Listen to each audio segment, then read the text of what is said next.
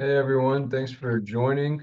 We still have some folks trickling in, so we'll give them another minute or so here, and then we'll get kicked off shortly.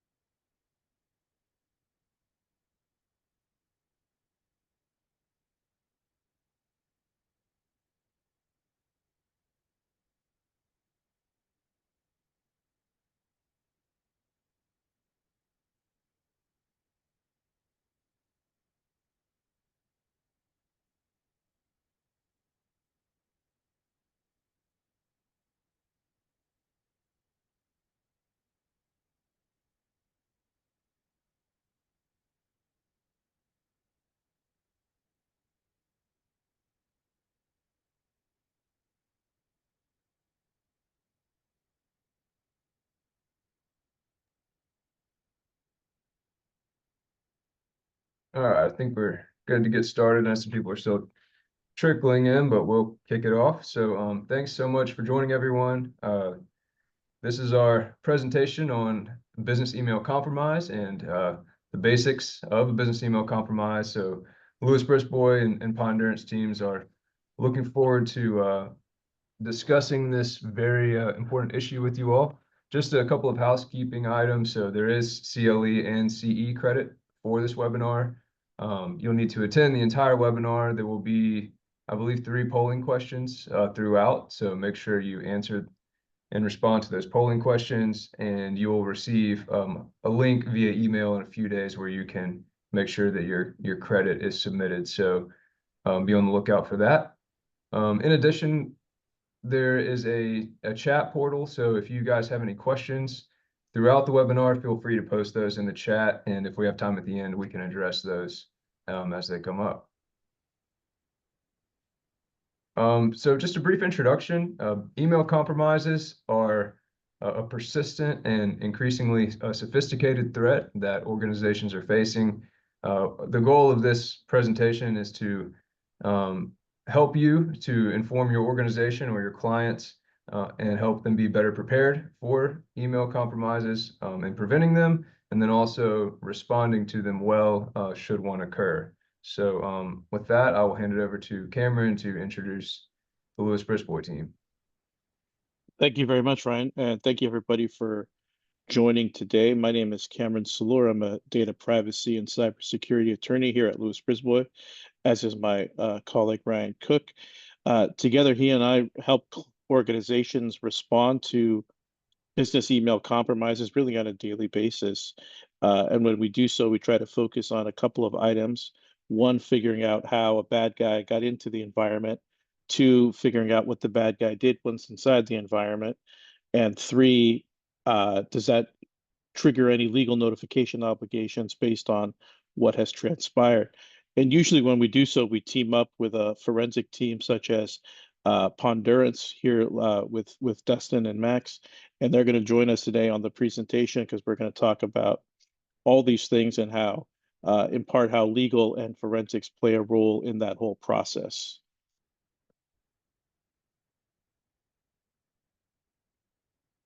And just by quick background, just as many of you know, Lewis Brisbois is a pretty big law firm. I think we got 50 something offices. I don't even know if that's the most accurate number there. It seems like we get a new office every week. So we have offices all throughout, and our data privacy group is a nationwide group, and we work 24/7. And we also have, beyond data privacy, I think we have over 40 different practice areas here below. And with that, I'm going to turn over to our colleagues here over at Pondurance. Thanks, Cameron. Yeah, so Pondurance, in addition to digital forensics and incident response, that's the team that Max leads. We are also a managed detection and response company. So we have a 24/7 SOC with a US-based SIM, and also cyber advisory. So we do a lot of technical testing, but then also we're a PCI QSA, a CMMC, RPO, and do a lot of the consulting from the security program build to help reduce the likelihood of a BEC happening, but then also how to react appropriately to it.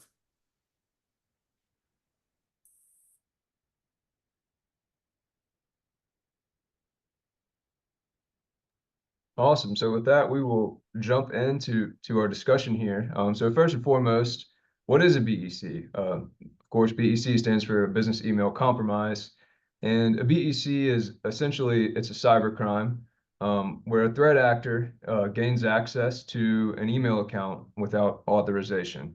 Most of the time, BECs result or their goal is to conduct some sort of financial fraud. So we're going to get into that a little bit later, but there are different kinds of financial fraud that can occur as a result.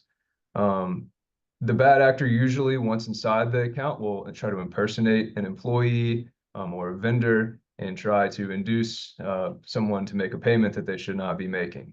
So it can be difficult for external parties to know whether or not an account has been compromised, and so some of the things we want to talk about here today is how to recognize those that unauthorized access has occurred and how to prevent the transactions from occurring. So it is a large global cyber criminal enterprise. There were over, as you can see, over 21,000 BEC complaints submitted to the FBI in 2022. The ransomware attacks, those are the cyber attacks that usually grab the headlines and are all over the news, but email compromises make up the majority of the cyber attacks. You'll see here that estimated losses total more than $2.7 billion from email compromises just because of the high volume. And I'll hand it to the Pondurance team for some additional kind of background information. Yeah, and to your point, ransomware always makes the news. And so I want to throw a few stats here just to kind of understand the actual size of this criminal enterprise. So in spring of this year, one of the very largest ransomware gangs out there, right? And stay with me on the names here, but Lockbit was taken down. And what they found from that data of taking down the ransomware group is that over a 2-year period, there was, I think, 194 people involved over a 2-year period, right? Those are the ones who are actually encrypting the networks, the entire piece of that, keeping that criminal enterprise going. 194. In 2019, coordinated global effort to take down the BEC criminal enterprise, they made 281 arrests, not indictments, actual arrests. Okay. What do you think happened the next year after arresting 281? They increased by about 65% in terms of BEC. So if you can arrest 281 and they have strong year-over-year growth immediately after that, that starts to give you an understanding on the background of that, the size of that. So, not to go too deep into the depths, but just a little bit, there's strong evidence that this specific enterprise has roots out of Nigeria. It was originally named Black Axe. It's kind of forked out. It is almost in a way, almost a pyramid model where they have basically contracted out subclusters across the globe. And so you'll see that these subclusters often generally exude the same characteristics, the same goals, but some of them are very specialized in what they do. But the general gist of it is they are after financial fraud. And look, there's a lot of criminal activity that targets email. This is a very specific group, a very specific goal and set of goals that we'll get into. So don't want to just categorize all email activity into this grouping, but this is a specific enterprise that does coordinate together in a very efficient way, in a very information sharing way to stay evolving with the landscape. We've made a lot of progress in terms of security, boosting up, that baseline, right? Multi-factor authentication was that big push. Well, this group, again, in a coordinated effort across the board globally, has kept up with that. 91% of the casework that my team does on BECs has multi-factor. 91% have multi-factor, and they're still victims to this, and they're continuing to evolve through this. So I want to talk about next a couple of the tactics here. So the ways that they're getting in, and I want to stop for a second because so often we walk into a case or we even hear about it and somebody says, oh, we had a user get phished. They sent out some phishing emails. We changed the password. We moved on, right? Maybe, just maybe, there was a reason for that. Maybe there was a goal of that. And there is. And so phishing is just one way that they get in. It's the most common way. But there are a few other areas to talk about here. And I don't want to dive off the technical cliff, even though I have a strong tendency to. But really, the one that I want to highlight first is that middle one. Very complex name, illicit consent grant attack. I want to put this in simple terms so that you understand. Oftentimes, when you have a user who's phished, what do? You change the password, right? In this type of attack, just like today, we're on Zoom right now, right? And it's probable that when you went to add this Zoom meeting to your calendar, it said, would you like to grant Zoom access to read and write from your calendar, to write this meeting to your calendar? And they've realized that Microsoft 365, especially Azure, especially, they've been able to create an application that prompts the user just like Zoom may have, except it doesn't just say, can we write to your calendar? It says, oh, can we also read and write from your mailbox? Can we also download the contents of that? And where this is interesting is as an application, it doesn't use a password. It actually has special access. So if a victim is phished, right, password change, get them out, sure. But if they have this, if you change the password, they maintain access. So in terms of due diligence and investigation, absolutely, absolutely have to look through these different attack vectors here. Just kind of generalizing the way that I do want to talk a little bit about the multi-factor piece. This is the big one that always comes up. Oftentimes we're brought into an investigation and they say, we just want to know how they got past multi-factor. And what they're doing right now, this bottom piece, the session token and cookie theft, right? Again, sort of complex words and concepts. But basically, a user's getting a phishing email. And not only are they entering their username and password, it says, can you now enter the code that was texted to you? And this is where I talk about the size of that enterprise and the communication and the sharing amongst it. They've shared these toolkits and these processes, these procedures. And so what's happening is when that user inserts the code to that phishing page is auto forwarding that to the actual Microsoft 365. Just like if you think about, I'm going to keep using this as an example, your iPhone. When you log into your email, when's the next time your iPhone prompts you to log into your email again, right? Very long time. And that's because of what's called a session token. And effectively, once you log in once, that session token is valid and continue to refresh for an extended amount of time. So they never have to actually log in with your username and password. They just steal that session token and they continue to pass that. You will also see that they often add a additional multi-factor device that they will, and those are the things that you alert on, right? New multi-factor device added. This person has 2, 3 cell phone numbers. You might see mailbox rules to redirect. And that's where I'll talk about in a moment, the ultimate goals and how they're actually pulling this off. But the other piece I want to touch on is a lot of companies have really said, okay, well, we're locking down, nobody from a foreign IP address, right? Nobody outside of where we do business can log into this. Well, they've done a really good job, the threat actors have, of oftentimes they're coming through the US, they're coming through VPNs, and look, there's commonalities between that. There's a lot of LA, a lot of Dallas, a lot of Miami, a lot of New York, right? Those are common areas for the VPNs to come through. So I would still look into what I call or what Microsoft calls conditional access policies on Microsoft 365. Google also has that capability as well. It's a different name. Can't remember it off the top of my head. But there are ways to continue to lock that down. Multi-factor is not going to stop it. And just blocking, Russia, et cetera, from logging in is also not going to stop it. There still are social engineering aspects. We'll talk about that, especially when it relates to the actual end goal of the attack that they're pulling off here. Okay, so I'm first going to talk about direct impact, and then I'm going to pass it over to Kamran and Ryan to discuss the indirect impact here. But direct impact. So this is what the end goal is. Let me first say that although it doesn't seem like it, when you have a victim who gets phished and then they send out phishing emails, it's often that they're not the intended target. So what these groups are doing is as soon as they get into a victim, they're saying, what are my options to pull off financial fraud? And ultimately, they want to pull off wire ACH fraud as the most common way. They also get into direct deposit. If you have a victim who's in payroll, they'll go and update direct deposit bank accounts, right? Come payday, a few people aren't going to get paid. And they don't usually change the entire company's payroll. They'll change maybe the top 5 highest paid.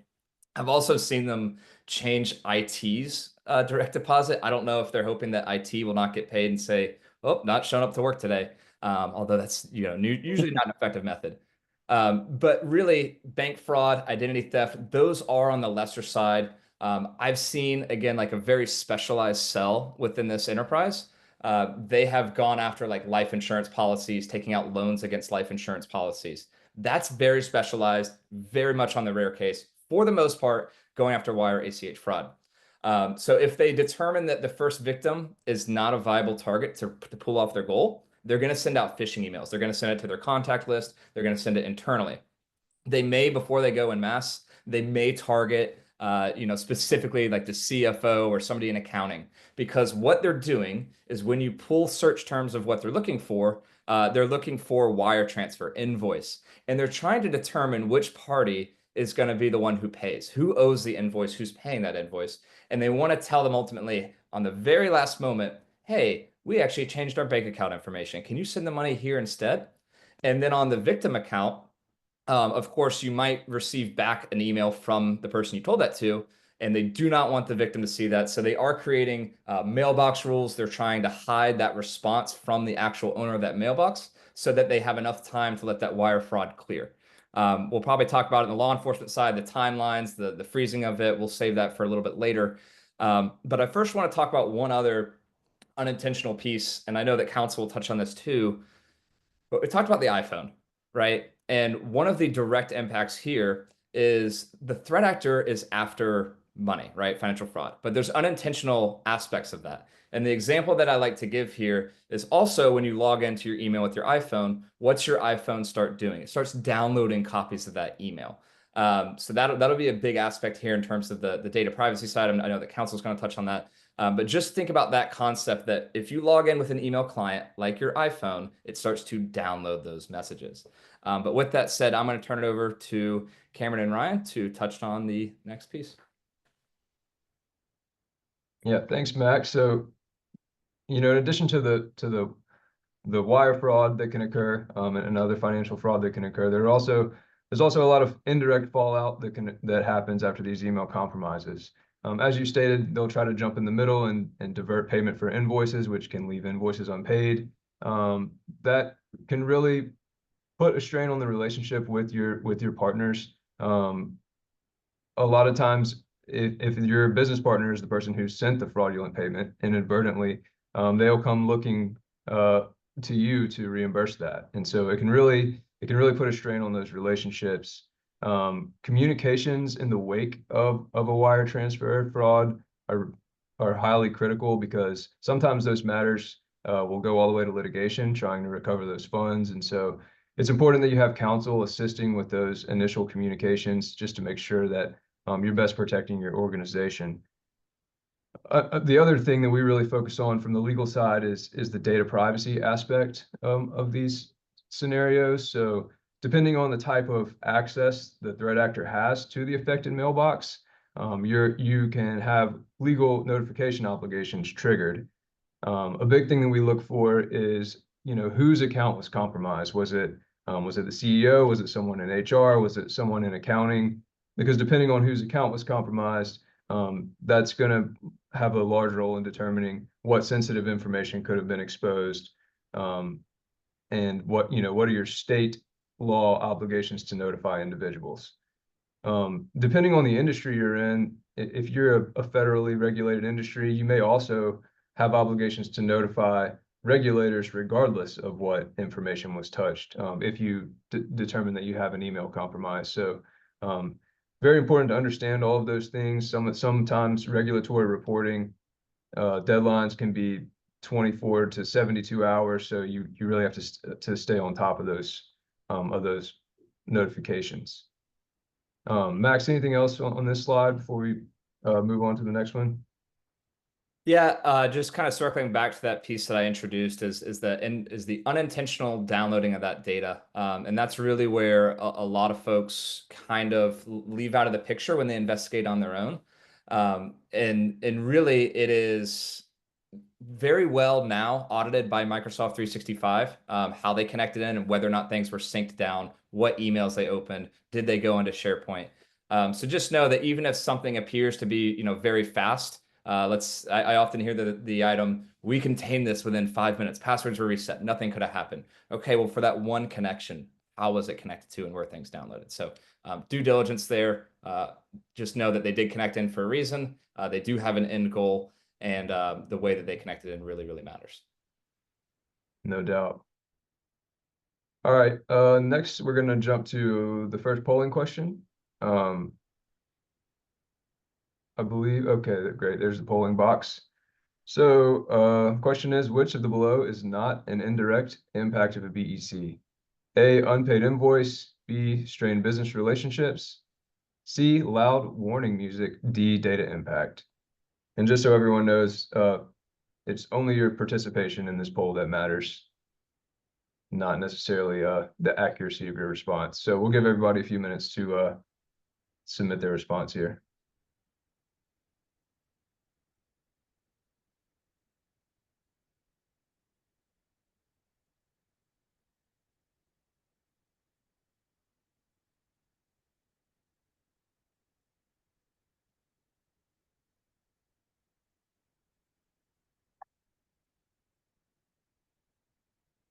And Ryan, while people are voting, one thing I want to mention on the additional indirect impacts, above and beyond the business relationships, it's that loss of confidence in your third-party providers and vendors. So you can be on either side of that fence. So if those are originating from your environment and going to your customers or clients, or vice versa, that stigma that's associated with it, where if you're sending out phishing emails from your enterprise, it may start to make the people you work with question the viability of your security practices. So that's another one of those repercussions that we need to be cognizant of.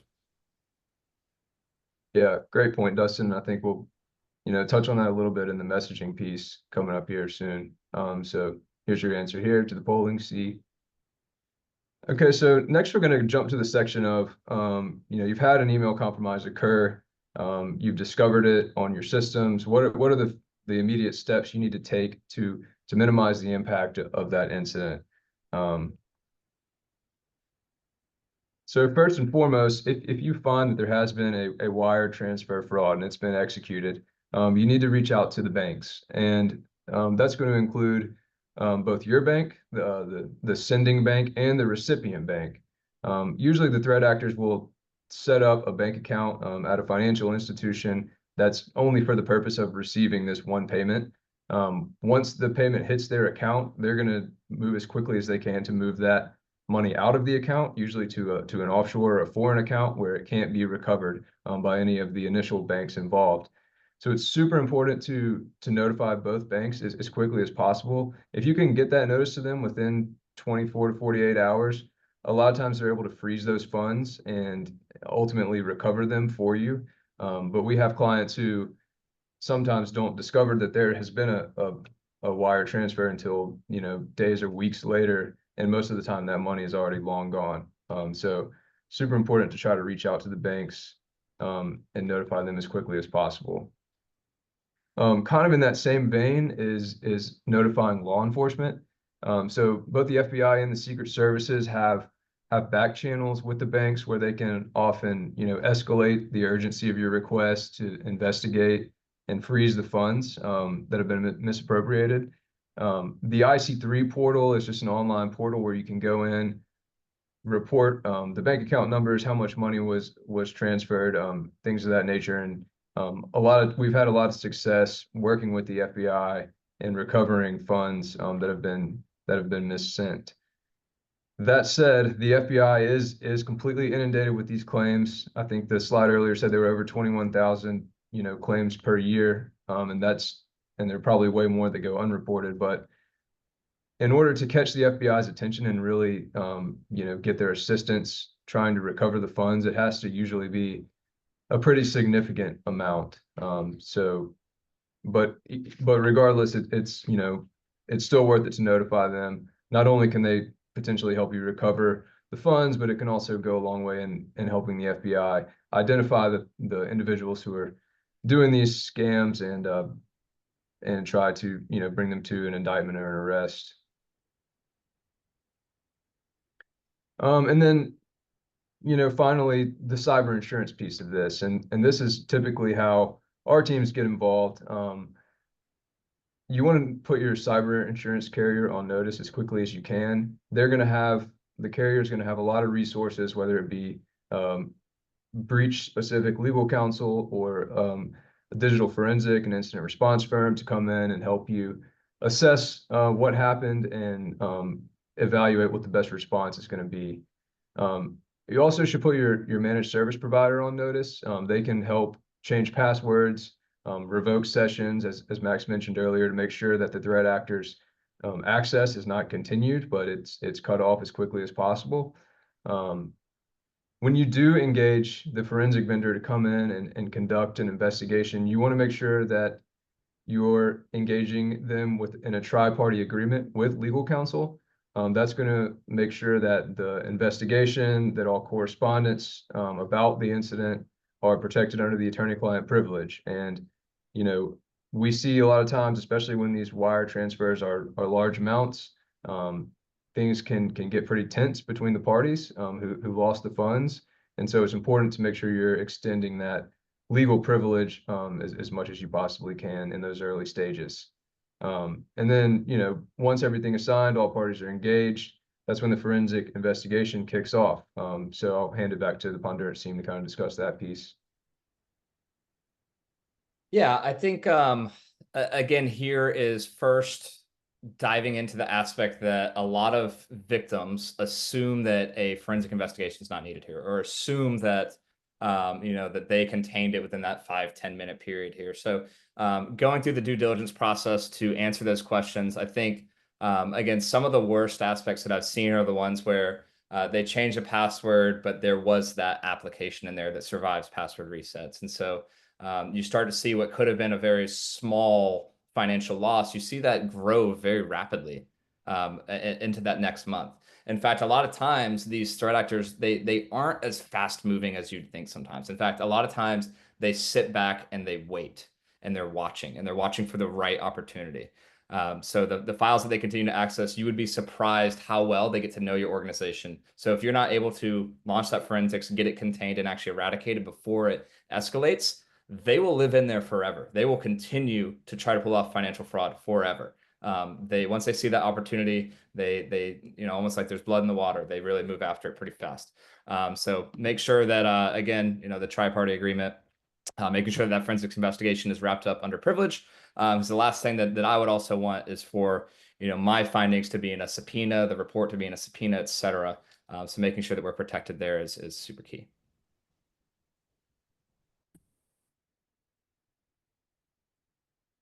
Thanks, Max. We'll jump now to our second polling question. So true or false, you should engage a forensic vendor through counsel via tripartite agreement to protect privilege. So we'll give everyone just a minute to get that response in.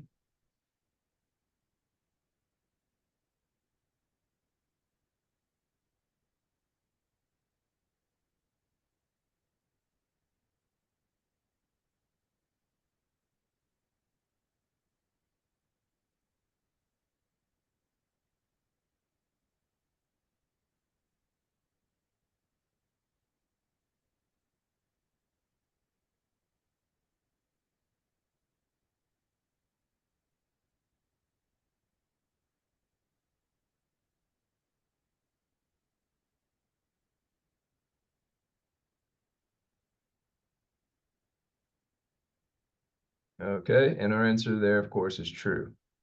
Got to make sure attorney-client privilege is extended as much as possible. And I'll pass it over to Kamran now. Great, thank you very much, Ryan. So to this point, we've talked about, you know, whether we should do a forensic investigation, and Max has highlighted the importance of having a third-party experts come in and contain and make sure that the threat actor is outside of your system. But a lot of times when we're dealing with organizations that have experienced a BEC, their concern is certainly not on notification obligations. It is on, hey, I wired money, or our company wired money to the wrong person, or we were expecting money and that money was wired to the wrong place. We just want to get our money back. And one of the important things to do is or an important point here is, if you conduct a forensic investigation, using the results of the forensic investigation can aid you in the concept of getting that money back.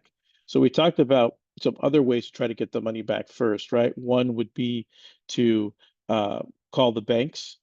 The other would be to use law enforcement. And the third way would be to go through your insurance company. But there's a fourth way, which is a way that I usually end up pursuing when I'm helping clients. And that's try to figure out really who's the one that bears the responsibility for the fraudulent wire, and therefore who's the one that should bear the bulk of either returning the money that was or repaying the money or forgiving the money. So you would repay the money in the sense of if you sent the money to the third party erroneously, or you would forgive the money if the reason why the money went to the wrong party was on your side. And we'll talk a little bit more about that in a minute. But really, when you're into this blame game, it becomes very tricky because you have two sides, right? You have the company that was supposed to expect the money and the company that was sending the money. They're both victims here.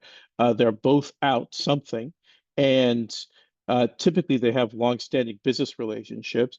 And so it's difficult to get into a very adversarial relationship with them over a single transaction, especially if you're going over more and more, you're planning on doing more and more business.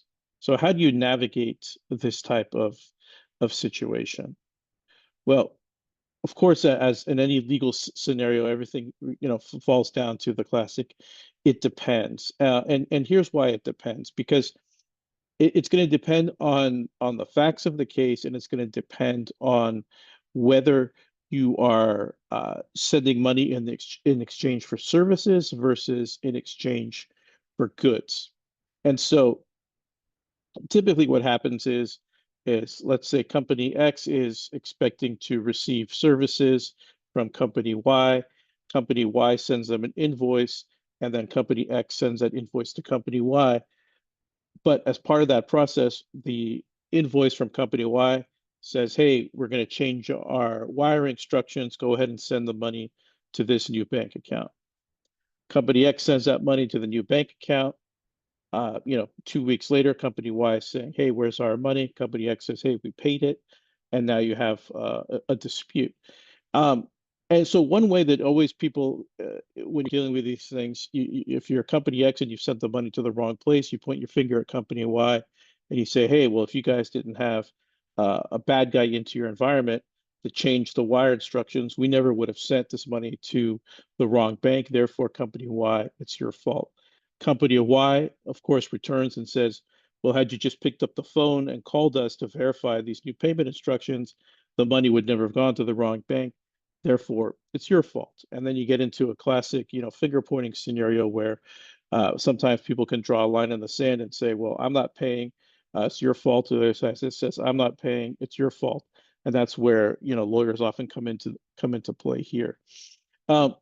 Typically, when you're talking about cases and case law, it's going to depend, as I said, on whether the transaction in question was for goods and services or goods or services. So if we're talking about goods, usually under the UCC, that's gonna govern the law. That's the governing law here in terms of the transfer of money for goods. And the jury is going to consider the party that could have been in the best position to prevent the loss. And typically that means the company that was the one that received the fraudulent wire instructions and could have picked up the phone and called to verify that these are in fact new wire instructions. And the premise there is really twofold. One, it's very easy to pick up a phone and verify if these new wire instructions are accurate. But also it's hard often for the entity that was breached or had the unauthorized access to know, in fact, that there's unauthorized access, because a lot of the times the threat actors get into your email, they will set up rules, so they will hide emails, and it becomes unclear for the person that's operating that there's a threat actor in their system. So really for those two reasons, if you're dealing with goods, then it's usually the party that didn't verify the wire instructions is the party that is going to bear the bulk of the loss. So the take-home point here is always, no matter what, even if it's goods or just for services, anytime you receive fraudulent wire instructions via an email, you should pick up a phone, call using a known number. Don't use the number that's in that email that has the new wire instructions. Call a number that you've used in the past and speak to somebody you've spoken to in the past to confirm, in fact, that the wire instructions are legitimate and valid.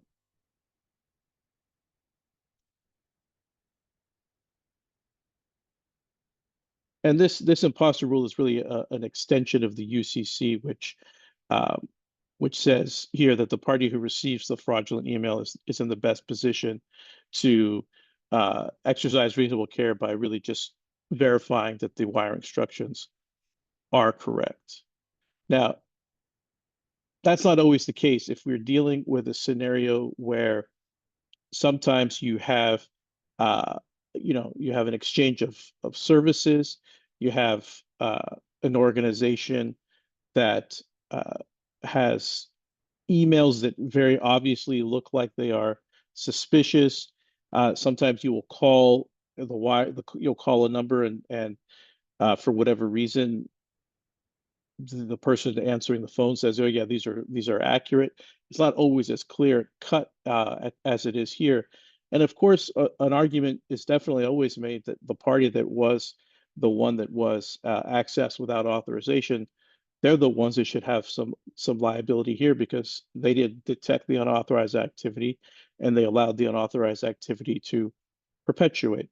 So courts understandably are split almost 50-50 on this. It's not a clear-cut scenario where if it's determined that you're the party that was accessed, that you're going to have the bulk of the liability, or conversely, if you're the party that failed to call and verify the wire instructions, are you going to have the bulk of the liability?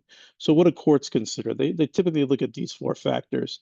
Is one, whether the entity had knowledge of the spoofing or the targeting or suspicious activity on the email accounts. And one way to determine that knowledge is sometimes you can clearly see there's a change in the email address on the emails. Sometimes it's harder to detect. Another factor to consider is, how were these accounts maintained by the organization? Did they have appropriate safeguards on them or not? Whether there's a duty based on agreement to owed from one side to the other about safeguarding um, the account. And then finally, was the party that received the wire instructions, did they exercise reasonable care in verifying the wire instructions? So all these factors come into play. And what really comes down to is it creates uncertainty for entities that are faced with this scenario, because it's not like you can say, well, we did a forensic report, our side is clean, therefore it's your responsibility. And the other side disagrees. You can't go to court and expect that you're going to get a very specific determination, because the case law is unclear. Conversely, if you're the party that sent the money to the wrong place, and just because you called to verify doesn't necessarily mean that you're off scot-free either.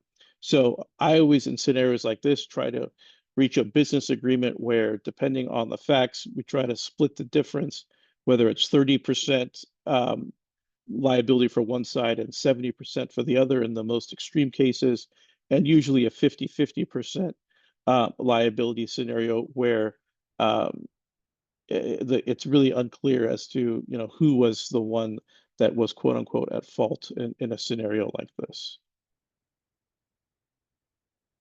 Okay, let's go to polling question number 3, which is what factors do courts will consider whether an entity had actual knowledge of blank on its email accounts? A, spoofing, B, targeting, C, suspicious activity, or D, all of the above?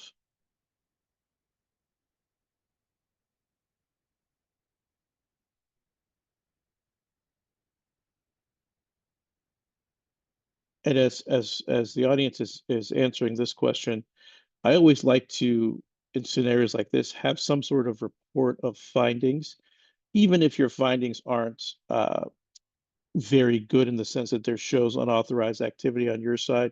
You can always turn back and point the finger at the other side that they didn't verify the wire instructions.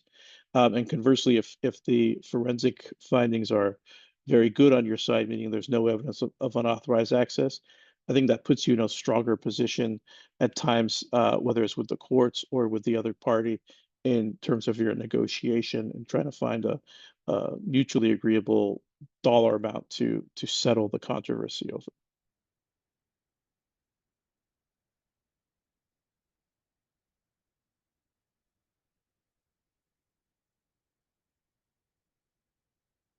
All right. And that's the answer to our third polling question. And with that, I'm going to turn it over to Ryan to talk about loss mitigation. Yeah, thanks, Cameron. So we sort of touched on this earlier, but we want to go over, the messaging component in the wake of one of these attacks, because this can really play an important role in limiting the extent of the attack, whether it spreads to other people, and protecting yourself from potential liability. So a lot of times, as we mentioned earlier, these can come about as the result of a phishing campaign where an employee enters their credentials, their account is compromised by the threat actor. The threat actor will go into their account to try to conduct wire fraud, but they can also send out additional phishing emails from that employee's account. So sometimes these phishing emails can be circulating throughout your organization, and you're not aware of it. So it's important, if that's the case, to get a message out to employees advising them that there has been a phishing campaign kicked off. You don't necessarily need to let them know everything about the scope of the compromise. You want to limit that communication to sort of just the most relevant information for them to be on the lookout for that phishing campaign. Don't click the links, don't enter your credentials, things of that nature. Additionally, if you know that there's been a wire fraud attempt for one of your vendors or one of your customers, it may be advisable to go ahead and reach out to other vendors to let them know, hey, just a heads up, ignore any emails that state that we're changing our bank account information, or at the very least, just remind them that anytime we change our payment information, that will not be done via email alone. Make sure that you're picking up the phone and you're verifying, and you're not just relying on emails to change your payment information. So that can kind of stop these things in their tracks sometimes as well. And then as far as messaging to customers and clients, typically that's going to be in a case where you find that sensitive data was exposed as a result of one of these attacks. This piece especially is important to work with legal counsel on, to make sure that you are checking the boxes as far as what a legal notification requires. So you want to make sure that you're working with legal counsel who's helping you to satisfy your state and federal obligations with regard to those notices. Anything from the Pondurance side on the messaging piece? Yeah, one thing I want to mention on advising employees of the phishing campaign. So look at this as an opportunity for some additional internal awareness training. So it doesn't have to be an emergency, it doesn't have to be overly formal, but just saying like, look, we're being targeted. This is the type of message that's coming in. Please be aware. And then even aggregating those internally is good for that ongoing touch point with your internal employees. And we even do this at Pondurance, where we'll get a really great, well-crafted phishing attempt, and we'll say, look at this. This is an outstanding phishing email. Please be aware we're being targeted. So use those as opportunities for additional awareness opportunities. Good, and I'll touch on this point as well, and then hand it to the Pondurance team for additional comments. But you want to make sure that when you do discover an instance of wire fraud, that you're auditing for additional instances of wire fraud. We actually have a matter that we've handled recently where there was a big transaction. It got all the attention, but there wasn't quite enough diligence done on the part to look at accounts, look at ledgers to make sure that everything's accounted for. And so it's really important to make sure that you identify all of the transactions that have taken place.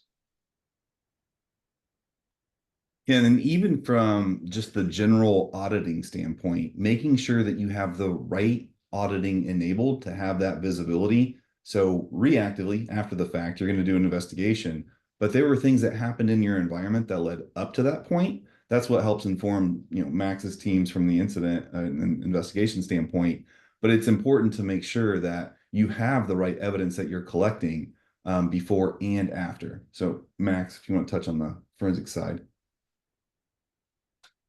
Yeah, I think even just stepping back and looking at all components of how email can get involved here, and looking into single sign-on into other applications, we talk about the specific threat group, the specific enterprise that pulls off, the wire fraud, the ACH fraud, but you can't always just automatically assume that that's who it is and that's what they're going to go after. In fact, we talk about the evolution of them. They're going to evolve again, and we don't know what their next creativity is going to be. I would say that people often look at this group and say, they're not as advanced in terms of the malware, the ransomware, etc. But boy, do they know Microsoft 365, and they really know financial fraud. And honestly, in terms of email security, we're reactive. We're still catching up. Every time they come out with something new, that illicit consent grant attack, that was novel when they displayed that, essentially. And we're going to continue to evolve and keep up with this. So just be ready. Don't always assume that everything's going to be consistent with everything that we discussed here, because it is going to continue to, expand into other areas within that. All right, and then additional piece I wanted to touch on here is just the contracting, and some of this we discussed earlier, but depending on what the employee's role is in the organization, especially if you have an employee who's handling AR or vendor payments, where they're going to be dealing in wire transactions, it's always a good idea to have disclaimer language at the bottom of their email footers, at the bottom of your invoices. Just stating your protocols for changing payment instructions. Even if one of these attacks does occur, you want to be able to point back to that language and say, hey, look, this is what we advise. We'll never change payment instructions via email alone, things of that nature. So these are things that can really help protect. Calling a known number, as we've stated earlier. And then another piece here, and this is kind of an evolving piece on the legal side, is preparing contractual terms that directly address this issue of misdirected funds. As Kamran stated in his portion, the contractual terms between the parties is a factor that courts consider when they determine liability here. So, this can be a piece where you can really protect your clients well by modifying this contract language to specifically address liability from that standpoint. Max or Dustin, anything additional on the contracting piece? Okay. And with that, we will go to fourth polling question. So, true or false? It is recommended to add disclaimer language to email footers and invoices.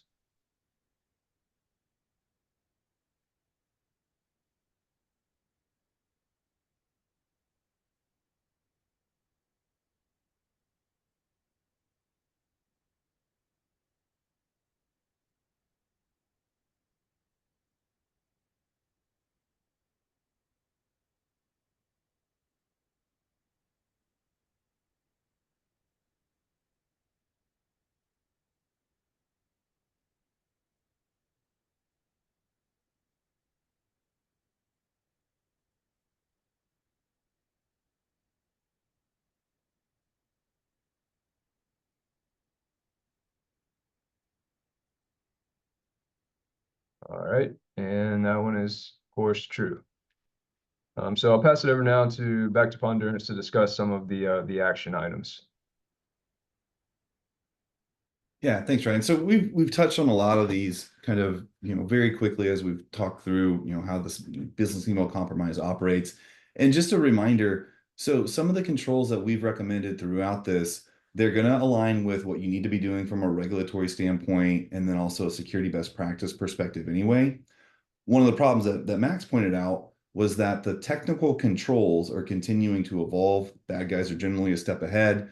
Even Microsoft, for example, with their conditional access policy, their enhanced MFA, it's evolving very, very quickly. So it's hard on the IT side to keep up with that. And so that's one of the things that Pondurance focuses on with managed detection and response is, of course, be proactive with the controls that you put in place, but then also have the reactive alerting and monitoring to know when something is happening. So the whole idea here is protect yourself as much as you possibly can, right? Best effort, continual best effort, and understanding what's going on, but then be ready to respond appropriately to any of these things that happen. And a big piece of that is testing your plans. So a lot of times from the IT or cybersecurity perspective, organizations forget that business impact analysis and criticality and business continuity is a business issue, not an IT issue. It's obviously supported by IT, but including your business units in these conversations is a big deal. So like I said earlier on, making everybody aware of the things that are happening near real time from an attack standpoint in your organization, or even at your competitors or co-competitors with the near neighbors or near misses, just so that awareness of what is happening is there. So I'm all for phishing testing. I'm all for security awareness training, but I think we need to get less formal and more frequent with it to where our users understand that this is evolving very, very quickly. We need to go in this together with eyes wide open and make sure that we know how to respond appropriately. So that's that regular testing of incident response, your business continuity, and disaster recovery, because it's not if, it's when, and then also it's not going to be the same every single time. So knowing that that's an evolving threat landscape is a big deal. And so, from the email security standpoint, so no matter what your provider from an email perspective is, making sure that you understand what are the controls that are available, your users understand how they report phishing, or if they actually did do something that leads to business email compromise, or they clicked a phishing link, they understand that it's not going to be punitive, that they need to report it as quickly as possible. And then your internal teams know when they need to pull in legal, risk, external forensics. That also goes with your vendors and your contractors. So understanding the expectations there, back to what Ryan and Cameron said from the contracting standpoint, what are the expectations that everybody involved with your data is actually going to do, provide, and how they're going to react. And then, finally, making sure that, leadership supports this. You've got teammates with your legal, cyber insurance, and cybersecurity teams. And it's not, don't wait until it already happens, right? Prepare for it before it happens so you know how to respond appropriately. Are some of the main things that we want to, drive home from a do this before the bad things happen. So Ryan, Max, or Cameron, anything to add there?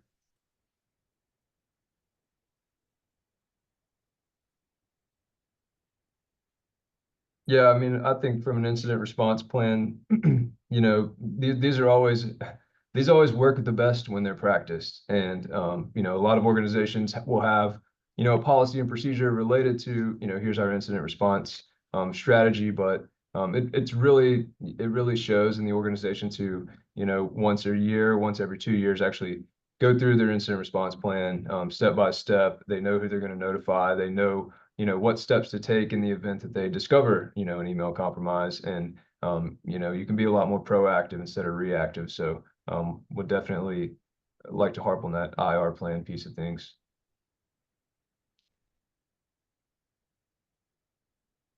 Yeah, and I recommend, bringing in your third-party vendors, your partners, to make sure that they are at that table too, because when something happens and you need them, they need to also be aware of how that plan operates.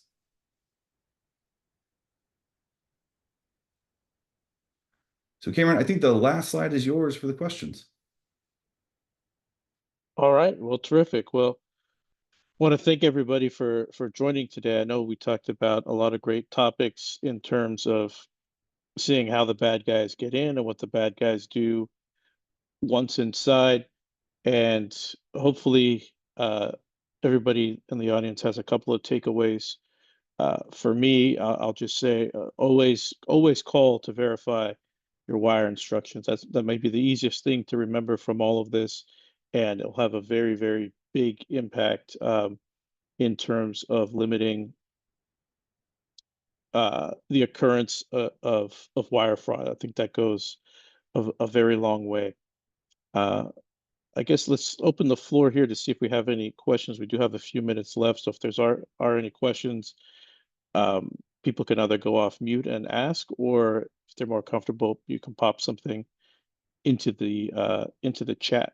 So let's give a minute here to see if there's anybody that has some questions.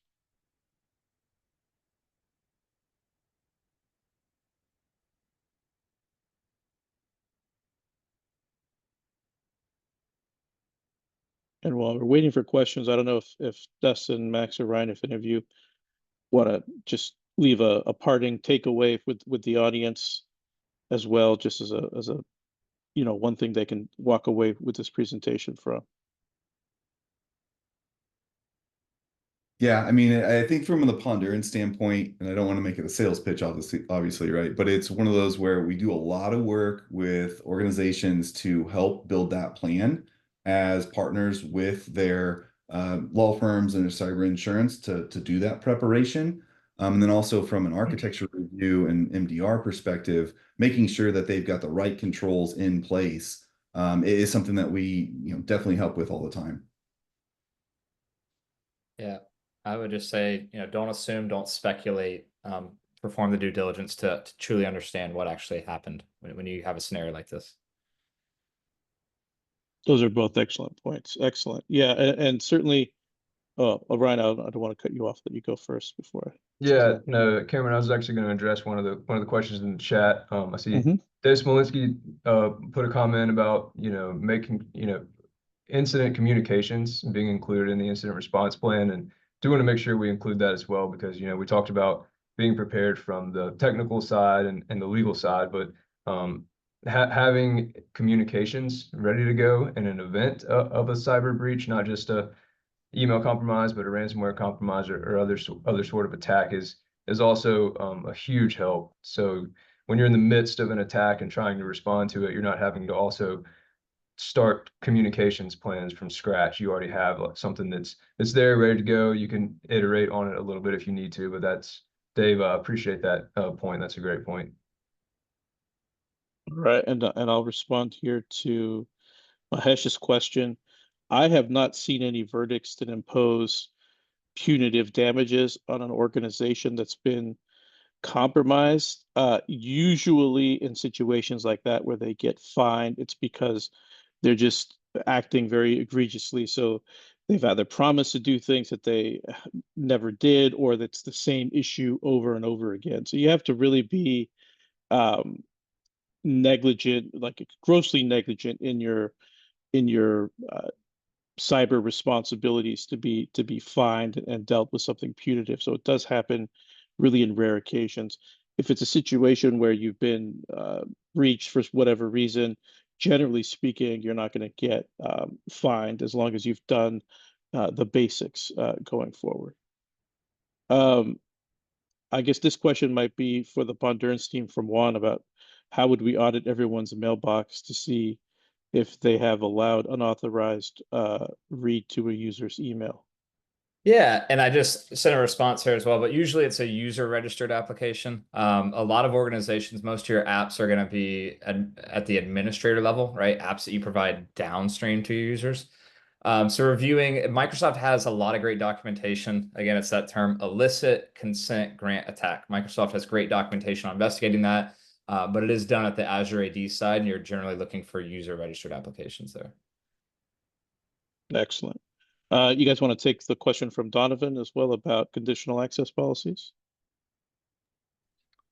Yeah, so interesting about that is it's so organization specific about what's appropriate. So Microsoft, to Max's point, has great documentation, but selecting what is going to work for your org and how your users operate is where it kind of veers off. And you've got to make some risk decisions there based on those options. So yeah, we help a lot of organizations determine what's appropriate with that. And like I said, they're continually changing. And so being mindful of the fact that what you implement, you need to re-examine, just like anything from a risk standpoint, on a regular basis.